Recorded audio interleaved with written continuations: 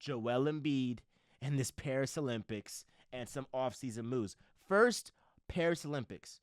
I'm happy that Joel Embiid is playing in the Paris Olympics because for once, he'll be around some champions. A bunch of champions. LeBron, KD, Steph. I mean, Anthony Davis. He'll have a bunch of champions that have been there and done that. And if I was Embiid, I would literally bring a notebook with me. I'm so serious. I'm dead ass. I would bring a notebook with me and I would literally be trying to jot down notes of what these guys are saying and just observe how they lead their franchise. Because Joel Embiid, you're now 30 plus years old and you haven't gone to a conference finals.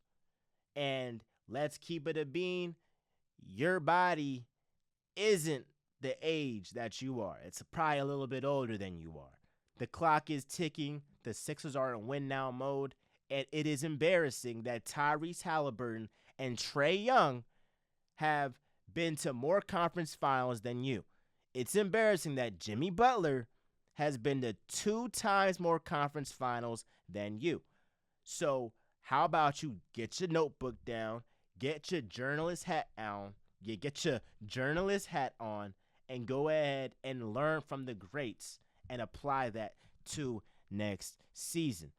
In the offseason, I'm hearing talks about Paul George or LeBron James.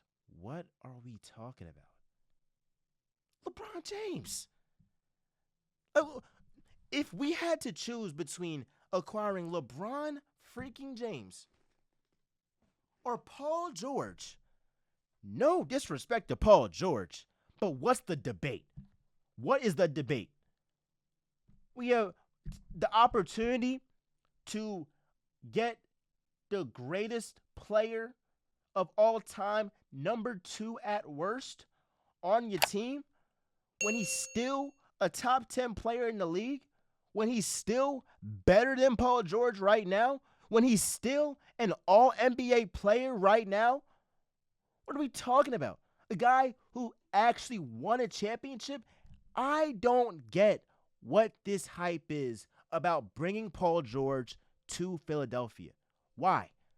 If you're going to bring Paul George to Philadelphia on a max contract, you should have just paid James Harden what he wanted.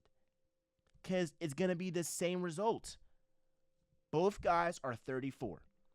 Both guys have had their struggles in the playoffs. Both guys, especially as they aged on, have had some injuries. Both guys aren't necessarily the leaders of a locker room. But you want to bring Paul George in. What is Paul George going to do? What is Paul George going to do? And if he have a couple bad games and Philly gets a little bit rowdy, do I expect Paul George to wade that storm of the Philadelphia fans? I don't think so.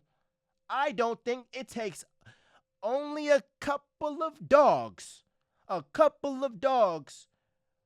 for Philly to, 1, not mess with, and for 2, to not get phased when Philly fans do what they do.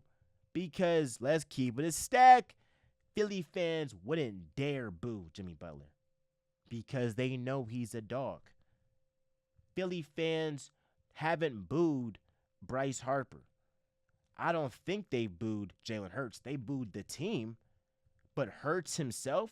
But that's what I'm saying. Like, when you're a dog and the city knows that you're a dog, they don't mess with you, bro. They only boo the guys that they question if they got hurt for real. That's why they question Embiid. That's why they was questioning Ben Simmons. That's why they was questioning Carson Wentz.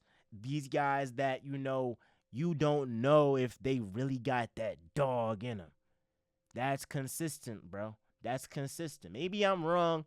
I want y'all to correct me in the comments if maybe I'm leaving somebody out who is a dog that the Philly fans have, went ahead and booed. But I can't think of a certified dog that the Philly fans have really booed harshly and ridiculed, bro.